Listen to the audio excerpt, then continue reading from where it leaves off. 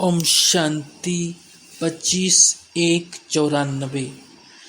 ब्राह्मणों की नेचर विशेषता की नेचर है, इसे नेचुरल स्मृति स्वरूप बनाओ। भाग्य की श्रेष्ठ रेखा खींचने का कलम देने वाले भाग्य विधाता बाप भाग्यवान विशेष आत्माओं प्रति बोले। आज बाप दादा अपने सर्व विश्व की विशेष आत्माओं को देख रहे हैं। ड्रामा अनुसार आप आत्माओं का कितना विशेष पार्ट नुदा हुआ है। आज बाप दादा हर एक बच्चे की विशेषताओं को देख हर्षित हो रहे हैं। हर एक बच्चे को देख वाह बच्चे, ये स्नेह का गीत दिल में बज रहा था। साथ साथ ये भी देख रहे थे कि बच्चों के दिल से ये वाह वाह का गीत सदा निकलता है। हर कदम में, हर कर्म में, हर संकल्प में ये श्रेष्ठ अनुभव होता है। वह कभी कभी होता है। साधारण जीवन से विशेष जीवन सदा स्वतः रहती है। वह स्मृति लाने से अनुभव होता है। जब जीवन है तो जीवन का अर्थ ही है सदा और स्वतः रहे। स्मृति में लाया तो अनुभव किया, और स्मृति में नहीं लाया तो विशेषता के बजाय साधारण जीवन अनुभव हो। ये आप विशेष आत्माओं की विशेषता नहीं। ब्राह्मण जन्म ही विशेष जन्म है। जिसका जन्म ही विशेष है उसका जीवन क्या होगा? विशेष होगा या साधारण? ब्राह्मण जन्म भी श्रेष्ठ, ब्राह्मण धर्म भी श्रेष्ठ और ब्राह्मण कर्म भी श्रेष्ठ। क्योंकि ब्राह्मण जन्मदाता, ब्राह्मण धर्म स्थापक, सर्वश्रेष्ठ परम आत्मा और आदि आत्मा ब्रह्मा बाप है। तो जैसे रचता सर्वश्रेष्ठ तो रचना भी सर्वश्रेष्ठ अर्थात विशेष है। ब्राह्मणों का कर्म विशेष क्यों है? क्योंकि कर्म में फॉलो करने के लिए आप सबके सामने आदि आत्मा ब्रह्मा बाप सिंपल है। कर्म में फॉलो साकार ब्रह्मा बाप को करते हो, इसलिए भाग्य विधाता अर्थात कर्म द्वारा भाग्य की रेखा श्रेष्ठ बनाने वाला ब्रह्मा गाया हुआ है। भाग्य की रेखा का कलम कर्म है, तो श्रेष्ठ कर्म का सहज सिंबल ब्रह्मा बाप है। इसलिए आप सभी विशेष पुरुषार्थ का शब्द यही वर्णन करते हो कि बाप समान बनना है। इस अव्यक्त वर्ष में सभी का लक्ष्य क्या रहा? निराकारी स्थिति में निराकार बाप समान अशरीरी स्थिति का अनुभव किया। साकार कर्म में ब्रह्मा बाप समान बनने का नंबरवार अनुभव किया। तो विशेष जीवन का आधार विशेष जन्म, धर्म और श्रेष्ठ कर्म है। जैसे लौकिक जीवन में भी अगर किसी आत्मा का जन्म विशेष राज परिवार में हो, राजकुमार हो व राजकुमारी हो, तो ये विशेषता जन्म की होने के कारण हर समय सदा और स्वतः रहती है। बार बार स्मृति में लाते हो कि मैं राजकुमारी हूँ, सहज याद होती है ना? पुरुषार्थ करते हैं क्या? चाहे कर्म अपनी रुचि के कारण कितना भी साधारण हो, लेकिन अपने जन्म की विशेषता भूल जाते हैं क्या? नेचुरल और नेचर बन जाती है। तो आप ब्राह्मण आत्माओं की नेचर क्या है? विशेष है या साधारण? अभी भी कोई बच्चे जब कोई साधारण कर्म कर लेते हैं तो बाप दादा के आगे अपने को निर्दोष सिद्ध करने के लिए क्या कहते हैं? मैं चाहता नहीं था, वह चाहती नहीं थी कि ये कर्म करूं, लेकिन मेरी नेचर है, इसलिए हो गया। वैसे ये कहना व सोचना यथार्थ है। मैं कौन? ब्राह्मण जीवन वाले हो ना, तो ब्राह्मण जीवन वाली आत्मा ये सोच सकती है कि ये मेरी नेचर है, ये कहना राइट है। तो उस समय क्यों बोलते हो? उस समय ब्राह्मण नहीं बोलता, माया बोलती है। तो जैसे ये साधारण नेचर व मायावी नेचर नेचुरल काम कर लेती है, इसलिए कहते हैं चाहते नहीं थे लेकिन हो गया। तो ब्राह्मण नेचर अर्थात विशेषता की नेचर भी नेचुरल होनी चाहिए। नेचुरल चीज सदा रह सकती है, तो विशेष जन्म की स्मृति नेचर के रूप में नेचुरल होनी चाहिए। वह कभी भूलना कभी याद होना, तो सदा स्मृति स्वरूप में रहो। स्मृति लाने वाले नहीं, स्मृति स्वरूप। इसलिए बाप दादा देख रहे थे अव्यक्त वर्ष, समय प्रमाण समाप्त हुआ, लेकिन बाप दादा समान स्वयं को संपन्न बनाया। इस अव्यक्त वर्ष का विशेष लक्ष्य रखा कि अव्यक्त अर्थात फरिश्ता बनना और बनाना है। सभी ने यही लक्ष्य रखा था। फिर रिजल्ट क्या निकली? अपने आप को चेक किया। फरिश्ता भव का वरदान भी वरदाता से मिला, तो वरदान और लक्ष्य दोनों की स्मृति से कहाँ तक सफलता अनुभव की है, ये सूक्ष्म चेकिंग स्वयं की वह ये सोचा कि अव्यक्त वर्ष पूरा हुआ। यथाशक्ति जितना भी अनुभव किया उतना ही ड्रामा अनुसार ठीक रहा। वर्ष परिवर्तन के साथ साथ स्व परिवर्तन की गति क्या रही, इस विधि से चेक किया। जैसे वर्ष समाप्त हुआ वैसे स्वयं लक्ष्य और लक्षण में संपन्न बने। वह ये सोचते हो कि इस वर्ष में और बन जाएंगे। समय और स्वयं की गति समान रही। वैसे तो समय से भी स्वयं की गति तीव्र होनी है, क्योंकि समाप्ति के समय को लाने वाली आप विशेष आत्माएं निमित्त हो। तीव्र गति से वर्ष तो संपन्न हो गया। मालूम हुआ वर्ष कैसे पूरा हुआ?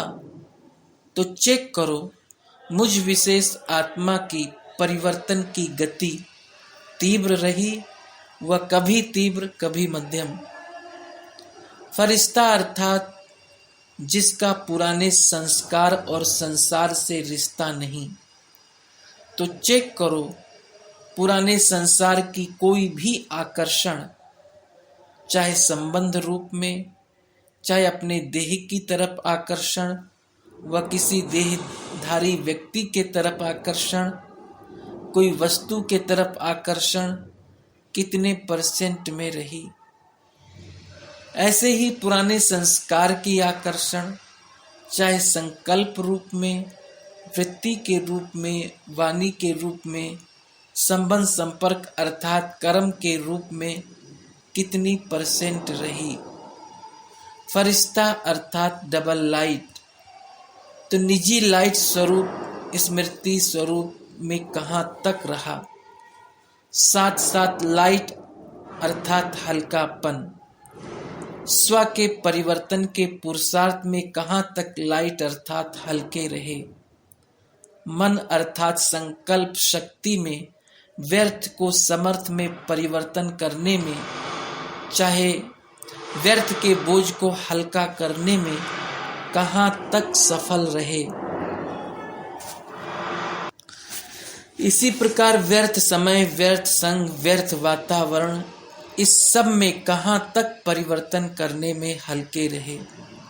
ब्राह्मण परिवार के संबंध में, सेवा के संबंध में कहाँ तक हल्के रहे। इसको कहा जाता है फरिश्तापन के तीव्र गति की स्थिति। इस विधि से चेक करो और भविष्य के लिए चेंज अर्थात परिवर्तन करो। ब्राह्मण जीवन की विशेषता को नेचुरल नेचर बनाना इसको ही सहज पुरुषार्थ कहा जाता है। सिर्फ एक विशेष आत्मा हूँ इस स्मृति स्वरूप में स्थित हो जाओ तो बाप समान बनना अति सहज अनुभव करेंगे, क्योंकि स्मृति स्वरूप से समर्थी स्वरूप बन जाते हैं। वर्ष तो पूरा हुआ, बाप दादा रिजल्ट तो देखेंगे ना।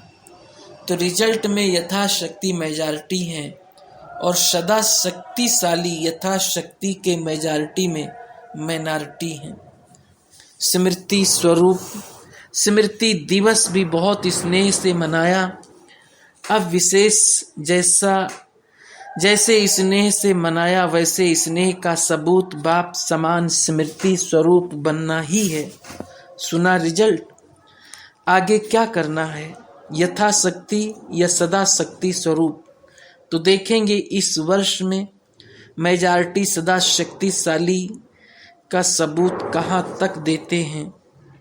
टीचर्स क्या समझती हो, किस लाइन में आएंगे? सदा शक्तिशाली। सबका टीवी में फोटो निकल रहा है, क्या भी हो जाए, कैसी भी परिस्थिति बन जाए, लेकिन सदा शक्तिशाली। नाम नोट होते हैं ना कि कौन कौन किस ग्रुप में आए। सभी टीचर्स का सम्मेलन होने वाला है ना। तब तक की रिजल्ट सभी टीचर्स की क्या होगी? जिसको करना होता है वो कब को नहीं सोचता है। दृढ़ संकल्प का अर्थ है अब, साधारण संकल्प का अर्थ है कब हो जाएगा। तो कब वाले हो या अब वाले हो? शक्ति सेना बहुत बड़ी सेना है। कब वाली हो या अब वाली हो? पांडव क्या समझते हो? देखो नाम सबके नोट हैं, अभी नाम नहीं सुनाते हैं, आखिर वो समय भी आ जाएगा जो नाम सुनाएंगे। सबसे ज़्यादा संख्या किस जोन की आई है? देखेंगे पंजाब इंदौर क्या कमाल दिखाते हैं। टीचर्स भी ज़्यादा आती हैं, संख्या ज़्यादा तो टीचर्स भी ज़्यादा होती हैं। पंजाब वाले नंबर 1 लेंगे या सेकंड? इंदौर भी नंबर 1 लेंगे। और कर्नाटक क्या करेंगे? कौन सा नाटक दिखाएंगे? कर्नाटक। तो हीरो नाटक दिखाना, ऐसा वैसा नहीं दिखाना। और महाराष्ट्र तो महान ही बनेंगे ना। और यूपी को क्या कहते हैं? यूपी में नदियां हैं, अर्थात पतित को पावन करने वाली, पावन बनाने में नंबर 1। तो यूपी वाले भी नंबर 1 बनेंगे।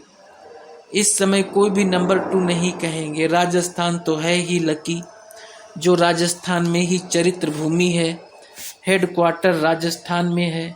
तो जहाँ हेड क्वार्टर होगा वो क्या बनेगा? हेड बनेगा ना। सभी खुशी से कह रहे हैं नंबर 1, लेकिन वहाँ जाकर ऐसे नहीं कहना कि क्या करें, कर नहीं सकते, चाहते तो नहीं लेकिन हो जाता है। ऐसी भाषा सोचना भी नहीं। अच्छा, डबल विदेशी भी सेवा में अच्छी रेस कर रहे हैं और रेस में नंबर 1 आना है ना। देश वालों को हिम्मत दिलाने में विदेश अच्छा निमित्त बना है। इस हिम्मत दिलाने के कारण एक्स्ट्रा मदद भी मिलती है, समझा। इस स्मृति को रख, सहज बढ़ते चलो और बढ़ाते चलो। अच्छा, चारों ओर की सर्व विशेष आत्माओं को, सदा साकार ब्रह्मा बाप के श्रेष्ठ कर्मों को फॉलो करने वाले कर्म योगी आत्माओं को, सदा विशेषता को नेचुरल और नेचर बनाने वाली कोटों में कोई आत्माओं को, सदा दृढ़ संकल्प द्वारा विशेष जन्म धर्म और कर्म के स्मृति स्वरूप आत्माओं को बाप दादा का विशेषता संपन्न याद प्यार और नमस्ते। दादियों से मुलाकात। आप ब्राह्मण जितने संपन्न बनते जाएंगे उतना भविष्य में प्रकृति भी प्रगति को प्राप्त करेगी, क्योंकि प्रकृति समय प्रति समय अपना सिग्नल दिखा रही है। तो जितनी प्रकृति की हलचल उतनी अचल स्थिति प्रकृति को परिवर्तन करेगी। कितनी आत्माएं समय प्रति समय दुख की लहर में आती हैं, तो ऐसे दुखी आत्माओं का सहारा तो बाप और आप ही हो। तो रहम पड़ता है ना। जब समाचार सुनते हो तो दिल में आता है? Nothing new. अपनी अचल स्थिति के लिए तो ठीक है, लेकिन प्रकृति की हलचल से जब आत्माएं चिल्लाती हैं तो किसको चिल्लाती हैं? तो जब मर्सी रहम मांगते हैं तो आप लोगों को उनके रहम की पुकार पहुंचती तो है ना। ये छोटी छोटी आपदाएं और तड़पती हैं। ब्राह्मण संपन्न हो जाओ, दुख की दुनिया संपन्न हो जाए। तो रहम पड़ता है या नहीं? रहम पड़ता है, फिर क्या करते हो? फिर भी ईश्वरीय परिवार के हो ना, तो परिवार का कोई भी दुख सुख में परिवर्तन करने का संकल्प तो आता है ना। कोई परिवार में बीमार भी हो तो क्या संकल्प आता है? जल्दी ठीक हो जाए। तो चिल्लाते चिल्लाते मरना और एक धक से परिवर्तन होना, फर्क तो है ना। महाविनाश और रिहर्सल का विनाश, फर्क है। महाविनाश अर्थात महान परिवर्तन, उसके निमित्त आप सब संपन्न बनेंगे तो समाप्ति होगी। तो जो परेशान हैं वो तो समझते हैं कि प्रत्यक्षता का पर्दा खुल जाए, लेकिन स्टेज पर आने वाले हीरो एक्टर संपन्न तैयार होने चाहिए ना, तब तो पर्दा खुलेगा कि आधे में खुल जाएगा। परिवर्तन की शुभ भावना चाहिए।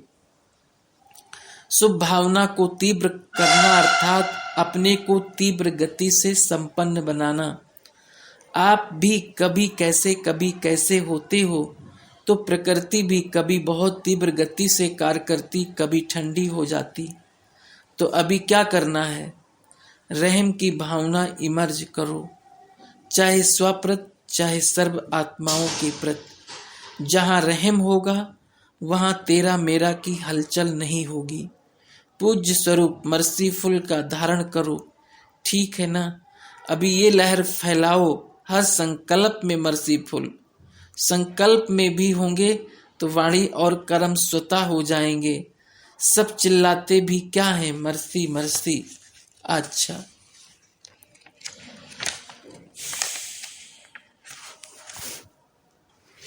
अव्यक्त बाप दादा की पर्सनल मुलाकात, ग्रुप नंबर 1। माया की छाया से बचने का साधन है बाप दादा की छत्र छाया। सदा अपने को बाप दादा की छत्र छाया के नीचे रहने वाली सदा सेफ आत्माएं अनुभव करते हो। सदा छत्र छाया है या कभी बाहर निकल जाते हो? यह है बाप की छत्र छाया, यह है माया की छाया। तो माया की छाया से बचने का साधन है छत्र छाया। तो छत्र छाया में रहने वाले कितने खुश रहेंगे, क्योंकि बेफिक्र बादशाह हो गए ना। फिक्र है तो खुशी गुम हो जाती है।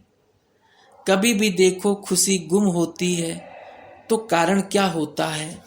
कोई ना कोई चिंता, फिक्र, बोझ खुशी को गुम कर देती है। और खुशी गुम हुई, कमजोर हुए तो माया की छाया का प्रभाव पड़ ही जाता है। कमजोरी माया का आह्वान करती है, जैसे शारीरिक कमजोरी बीमारियों का आह्वान करती है, तो आत्मिक कमजोरी माया का आह्वान करती है। फिर उस छाया से निकलने में कितनी मेहनत करनी पड़ती है। अगर माया की छाया स्वप्न में भी पड़ गई तो स्वप्न भी परेशान करेगा। फिर ब्राह्मण से क्षत्रिय बन जाते हैं तो युद्ध करनी पड़ती है। क्षत्रिय जीवन मेहनत का है और ब्राह्मण जीवन खुशी का है, तो क्या पसंद है? कभी कभी युद्ध करनी पड़ती है। युद्ध करना अच्छा लगता है। छोटे से भी व्यर्थ संकल्प की छाया कितनी मेहनत कराती है। इसलिए सदा बाप की याद की छत्र छाया में रहो। याद ही छत्र छाया है, तो सदा काल के लिए छत्र छाया में रहना आता है, कभी कभी के लिए नहीं, सदा। अविनाशी बाप है ना, तो वर्षा भी सदा का लेना है। सदा खुश रहने वाले छत्र छाया अर्थात खुश रहना। बेफिक्र होंगे ना। सब फिक्र बाप को दे दिया कि एक दो संभाल कर रखा है, क्या करें कैसे करें, ये शब्द फिक्र के हैं। बेफिक्र के बोल सदा विजय के होते हैं, क्या कैसे के नहीं होते। तो सदा ये याद रखो कि हम सभी बाप की छत्र छाया में रहने वाले हैं। चक्कर लगाने वाले नहीं। संकल्प में भी अगर चक्कर आए तो चक्कर में आने वाले चकनाचूर हो जाएंगे। आप तो अमर हो ना, अमर हो गए ये स्मृति सदा ही स्वयं भी बेफिक्र और दूसरों को भी बेफिक्र बनाती रहेगी। सदा खुशी में यही गीत गाते रहेंगे, पाना था सो पा लिया, बच्चा बनना माना पाना, बच्चा बने अर्थात पा लिया। बनारस वाले क्या कमाल करेंगे, बनारस में बहुत बड़े बड़े माइक हैं, महामंडलेश्वर बहुत है ना, तो कोई महामंडलेश्वर नजदीक आ रहा है, आपके बदले वो आपकी विशेषता वर्णन करे। अभी तो यहाँ तक आए हैं कि इन्हों का कार्य भी अच्छा है, लेकिन यही अच्छा है ये नहीं कहते, ये भी है यही है, तब आवाज बुलंद होगा। जैसे अभी कहा ना 24 अवतार में 25 ये भी गिन लो, तो ये क्या हुआ, ये भी है या यही है, यही है यही है कहें तो इसको कहा जाता है माइक बन आवाज फैलाना। तो कोई भी अथॉरिटी वाला अगर अथॉरिटी से बोलता है तो माइक का काम करता है। तो देखेंगे इसमें नंबर कौन लेता है। चारों ओर ये गीत गाने लगें कि यही है यही है, ये तो होना ही है ना, निश्चित है, सिर्फ निमित्त बन पाठ बजाना है। अच्छा, राजस्थान के भी जगह जगह से आए हैं। अभी राजस्थान में और घेराव डालो, और राजस्थान में बहुत खाली स्थान है। ग्रुप नंबर 2, अधीनता को समाप्त करने के लिए अधिकार के रूहानी नशे में रहो। अपने को सदा बाप के वर्षे के अधिकारी, स्वराज्य अधिकारी और साथ साथ विश्व के राज्य अधिकारी अनुभव करते हो, क्योंकि बाप का वर्षा ही है स्वराज्य और विश्व का राज्य। तो बाप के वर्षे के अधिकारी अर्थात स्वराज्य और विश्व के राज्य अधिकारी, ये विश्व आपके हस्तों पर आएगा। अभी तो अनेक के हाथों में है, इसलिए विश्व में हलचल है, कभी यहाँ लुढ़कता कभी वहाँ लुढ़कता। जब आपके हाथ में आ जाएगी तो हलचल खत्म, एक रस रहेगा। याद आता है विश्व पर कितने बार राज्य किए हैं, अनेक बार किया है ना, ये अनुभव होता है। बुद्धि के कैमरे में अपने राज्य का चित्र स्पष्ट आता है। यह बाप कहता है तो जरूर होगा, ऐसा ही स्पष्ट है जैसे वर्तमान स्पष्ट है, क्योंकि कल की ही तो बात है। कल था, कल आने वाला है। आज स्वराज, कल विश्व का राज, आज कल की बात है ना। तो अधिकारी आत्मा सदा रूहानी नशे में रहती है, और नशा पुरानी दुनिया सहज भुला देती है। स्थूल नशा सब कुछ भुला देता है ना, वो है अल्पकाल का और ये है सदा काल का। जब अधिकार का नशा रहता है तो दुनिया के आगे ये पुरानी दुनिया क्या लगती है, कुछ भी नहीं। पुरानी दुनिया को भूलना मुश्किल नहीं लगता है। अधिकारी कभी अधीन नहीं होता, कोई भी बात के अधीन नहीं। जहाँ अधिकार है वहाँ अधीनता नहीं है, और जहाँ अधीनता है वहाँ अधिकारी नहीं है। अधिकार भूलता है तब अधीन होते। तो कोई भी वस्तु के, व्यक्ति के, संस्कार के अधीन नहीं होना। माताओं को थोड़ा थोड़ा मोह आता है, साल में 1-2 बारी आता है? नहीं। जब कोई ज्यादा बीमार होता है तो मोह आता है। पांडवों को क्या आता है? क्रोध नहीं आता, रोब आता है। बाप मिला, सब कुछ मिला, तो ये हद की बातें कुछ भी नहीं लगती, छोड़ना नहीं पड़ता, लेकिन स्वतः ही छूट जाती है, मेहनत नहीं करनी पड़ती। अच्छा, ये वैरायटी ग्रुप है, रंग बिरंगी वैरायटी फूलों का गुलदस्ता अच्छा है, लेकिन इस समय सब कहाँ के हो? इस समय मधुबन निवासी हो या अपने अपने स्थान याद हैं? इस समय सब एक हो। मधुबन निवासी बनने में मजा आता है? मजा आता है तो क्यों जाते हो? कहो सेवा के लिए जाते हैं। मधुबन प्यारा है लेकिन सेवा भी प्यारी है। तो कहाँ भी रहते ये स्मृति सदा रहे कि सेवा अर्थ है, हिसाब किताब के अर्थ नहीं। सेवा अर्थ ब्राह्मण अर्थात सेवाधारी। सेवा में मजा है ना। घर में समझेंगे तो बंधन है और सेवा स्थान समझेंगे तो खुशी है। जहाँ भी रहें तो सेवा अर्थ जा रहे हैं, हिसाब किताब अर्थ नहीं जा रहे हैं। ग्रुप नंबर 3, होली हंस बनने का साधन मन बुद्धि की स्वच्छता और ज्ञान रत्नों की धारणा। सदा होली हंस बन गए ऐसा अनुभव करते हो। होली हंस हो ना, तो हंस क्या करता है? हंस का काम क्या है? मोती चुगना और दूसरा दूध और पानी को अलग करना। एक है ज्ञान रतन चुगना अर्थात धारण करना, और दूसरी बात है निर्णय शक्ति की विशेषता। दूध और पानी को अलग करना अर्थात निर्णय शक्ति की विशेषता। जिसमें निर्णय शक्ति होगी वो कभी भी दूध के बजाय पानी नहीं धारण करेगा। दूध की वैल्यू पानी से ज़्यादा है, तो दूध और पानी का अर्थ है व्यर्थ और समर्थ का निर्णय करना। व्यर्थ को पानी समान और समर्थ को दूध समान कहते हैं। तो ऐसे होली हंस हो। निर्णय शक्ति अच्छी है कि कभी पानी को दूध समझ लेते हो, कभी दूध को पानी समझ लेते। व्यर्थ को अच्छा समझ लें और समर्थ में बोर हो जाएं, नहीं। तो होली हंस अर्थात सदा स्वच्छ। हंस सदा स्वच्छ दिखाते हैं। स्वच्छता अर्थात पवित्रता। तो अभी स्वच्छ बन गए ना, मैलापन निकल गया या अभी भी थोड़ा थोड़ा है, थोड़ा थोड़ा रह तो नहीं गया। कभी मैले के संग के रंग में तो नहीं, रंग तो नहीं लग जाता। कभी मैले का असर होता है। तो स्वच्छता श्रेष्ठ है ना। मैला भी रखो और स्वच्छ भी रखो तो क्या पसंद करेंगे? स्वच्छ पसंद करेंगे ना, या मैला भी पसंद करेंगे? तो सदा मन बुद्धि स्वच्छ अर्थात पवित्र। व्यर्थ की अपवित्रता भी नहीं। अगर व्यर्थ भी है तो संपूर्ण स्वच्छता नहीं कहेंगे। तो व्यर्थ को समाप्त करना अर्थात होली हंस बनना। हर समय बुद्धि में ज्ञान रतन चलता रहे, मनन चलता रहे। ज्ञान चलेगा तो व्यर्थ नहीं चलेगा।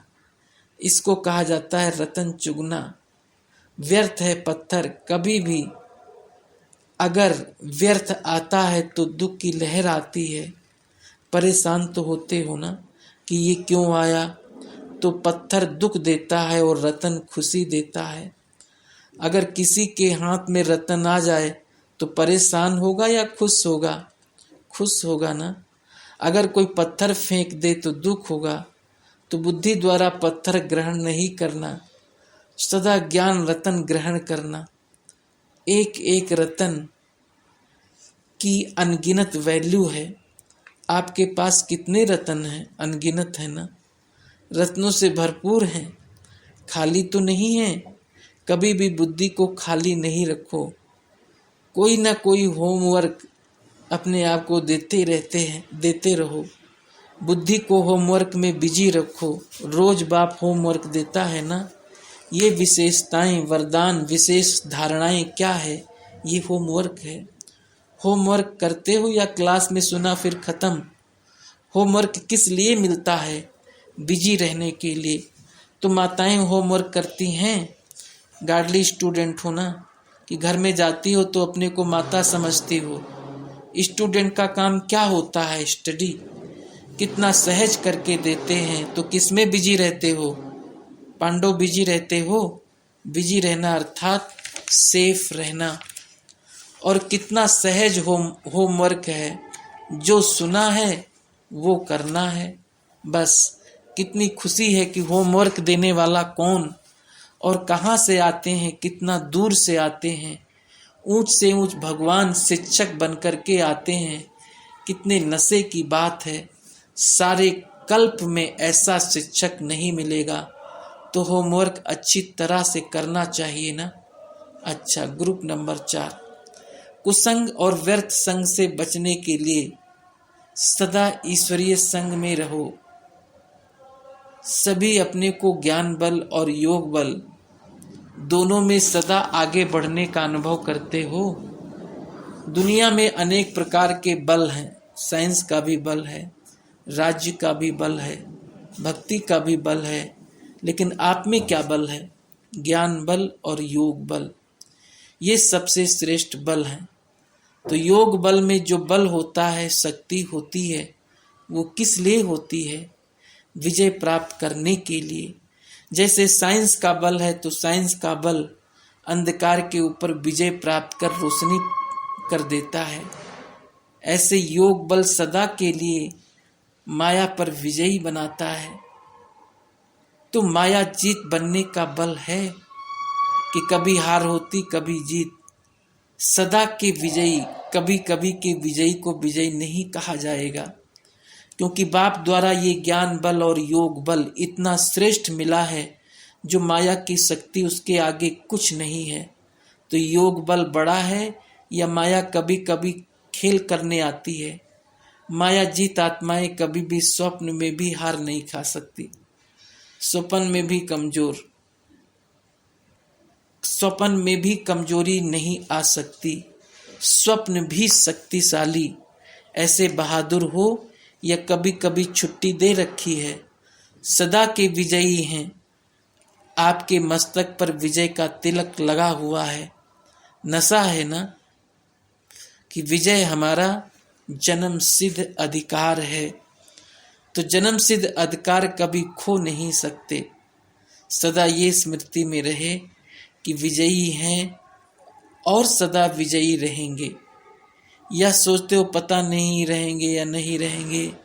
कभी ये संकल्प आता है पता नहीं आगे क्या होगा, पता नहीं माया आ जाए तो, कभी संग का रंग लग जाए तो, ऐसा तो होता है। अगर ऐसा कोई संग मिल जाए तो क्या करेंगे?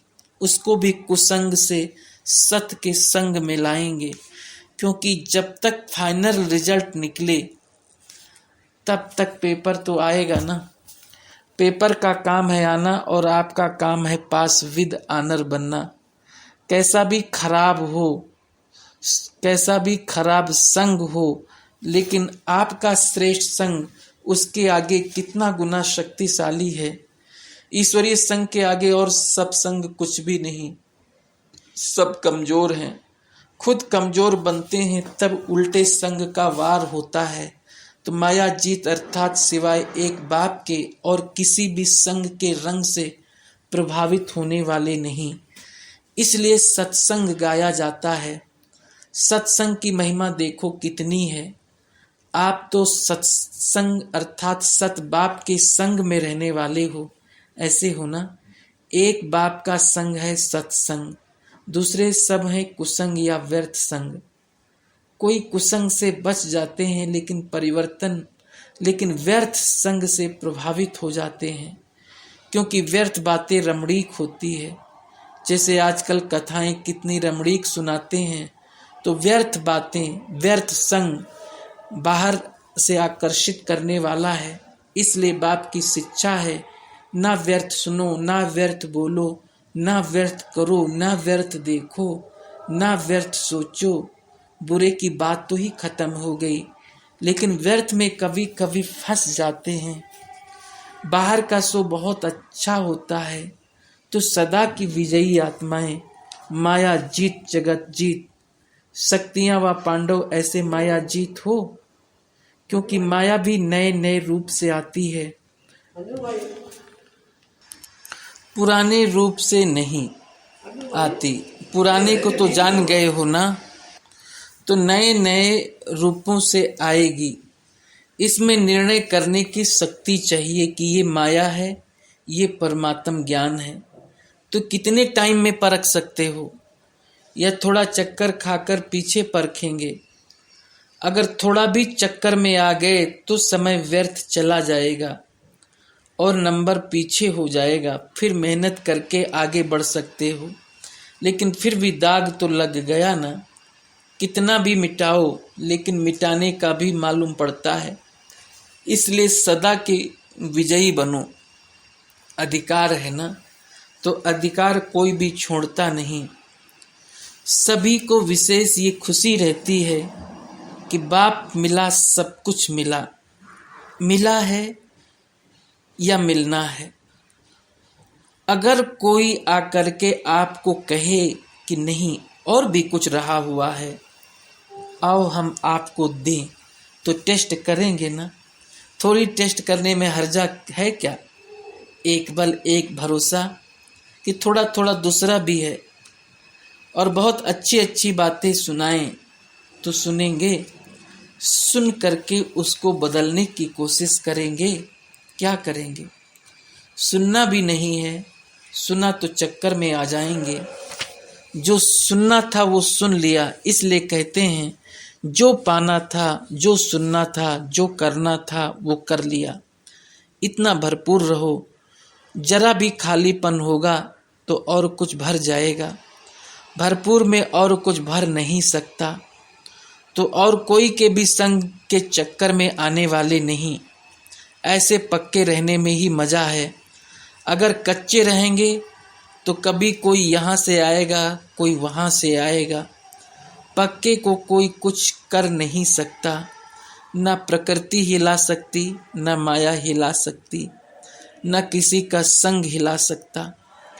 कैसा भी वायुमंडल हो, लेकिन वायुमंडल को बदलने वाले, वायुमंडल के वश होने वाले नहीं।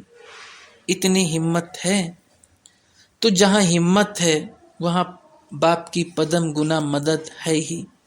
ऐसे अनुभव करते हो ना। एक कदम आपका और पदम पदम कदम बाप का, तो सभी हिम्मत वाले हो या थोड़ा थोड़ा हिलने वाले भी हो। दिल से आवाज़ निकले कि हम नहीं हिम्मत रखेंगे तो और कौन रखेगा। अच्छा, ग्रुप नंबर 5। सुखदाता के बच्चे मास्टर सुखदाता बनो, ना दुख दो ना दुख लो। सभी अपने को तख्त नशीन आत्माएं अनुभव करते हो। इस समय भी तख्त नशीन हो कि भविष्य में बनना है। अभी कौन सा तख्त है? एक अकाल तख्त, दूसरा दिल तख्त। तो दोनों तख्त स्मृति में रहते हैं। तख्त नशीन आत्मा अर्थात राज्य अधिकारी आत्मा। तख्त पर वही बैठता है जिसका राज्य होता है। अगर राज्य नहीं तो तख्त भी नहीं। तो जब अकाल तख्त नशीन है तो भी स्वराज्य अधिकारी हैं, और बाप के दिल तख्त नशीन है तो भी वर्षे के अधिकारी, जिसमें राज्य भाग्य सब आ जाता है। तो तख्त नशीन अर्थात राज्य अधिकारी। राज्य अधिकारी हो कि कभी कभी तख्त से नीचे उतर आते हो। सदा तख्त नशीन हो कि कभी कभी के हो। कभी तख्त पर बैठकर थक जाएं, कभी नीचे आ जाए, नहीं। दिल तख्त इतना बड़ा है जो सब कुछ करते भी तख्त नशीन। कर्मयोगी अर्थात दोनों तख्त नशीन। अकाल तख्त पर बैठ कर्म करते हो तो वो कर्म भी कितने श्रेष्ठ होते हैं, क्योंकि सर्व कर्मेंद्रियां ला और आर्डर पर रहती है। अगर कोई तख्त पर ठीक ना हो तो ला और आर्डर चल नहीं सकती। अभी देखो, प्रजा का प्रजा पर राज्य है तो ला और आर्डर चल सकता है। एक ला पास करेगा, दूसरा ला को ब्रेक करेगा। तो तख्त नशीन आत्मा अर्थात सदा यथार्थ कर्म और यथार्थ कर्म का प्रत्यक्ष फल खाने वाली। श्रेष्ठ कर्म का प्रत्यक्ष फल भी मिलता है और भविष्य भी जमा होता है, डबल है। तो प्रत्यक्ष फल क्या मिला है? खुशी मिलती है, शक्ति मिलती है। कोई भी श्रेष्ठ कर्म करते हो तो सबसे पहले खुशी होती है, और दिल खुश तो जहान खुश। तो दिल सदा खुश रहता है। यह कभी संकल्प मात्र भी दुख की लहर आती है, कभी भी नहीं आती। यह कभी चाहते नहीं लेकिन आ जाती है। दुख धाम से किनारा कर लिया किया है, या एक पांव इधर एक पांव उधर, एक दुख धाम में एक सुख धाम में, ऐसे तो नहीं। आप कलयुग निवासी हो या संगम निवासी हो, कि कभी कभी कलयुग में भी चले जाते हो। संगम युगी ब्राह्मण अर्थात दुख का नाम निशान नहीं, क्योंकि सुखदाता के बच्चे हो तो सुखदाता के बच्चे मास्टर सुखदाता होंगे। जो मास्टर सुखदाता हैं वो स्वयं दुख में कैसे आ सकता? तो बुद्धि से दुख धाम का किनारा कर लिया। स्वयं तो सुख स्वरूप हैं ही, लेकिन सुखदाता के बच्चे औरों को भी सुख देने वाले मास्टर सुखदाता हैं। तो दूसरों को सुख देते हो कि सिर्फ स्वयं सुखी रहते हो? दाता हो ना। तो जो बाप का कार्य वो बच्चों का कार्य है। तो बाप हर आत्मा को सदा सुख देते हैं, अनुभव है ना। तो फॉलो फादर करो। ऐसे नहीं कोई दुख देता है तो आप भी दुख देंगे, नहीं। अच्छा, कोई दुख दे रहा है तो आप क्या करेंगे? उसे लेंगे या नहीं? आपका स्लोगन ही है ना दुख दो ना दुख लो। लेना भी नहीं है। अगर लेंगे तो सुख के साथ दुख भी मिक्स हो गया ना। तो लेना भी नहीं है। कोई कितना भी कुछ हिलाने की कोशिश करे, लेकिन आप सदा अचल रहो, जरा भी कोई हिला नहीं सकता। अच्छा, सभी अंतर्मुखी सदा सुखी हो। पांडव क्या समझते हैं? अंतर्मुखी हैं या थोड़ा थोड़ा बाह्यमुखी हैं? कोई बाहर की आकर्षण आकर्षित तो नहीं करती? कभी मन मत कभी पर मत आकर्षित तो नहीं करती? या कभी कभी थोड़ा मजा चख लेते हो, फिर जब धोखा खाते हो तो होश में आ जाएं? नहीं, है ही सदा सुखी रहने वाले सुखदाता के बच्चे मास्टर सुखदाता वाह्य मुक्ता से मुक्त हो गए। अच्छा, ओम शांति।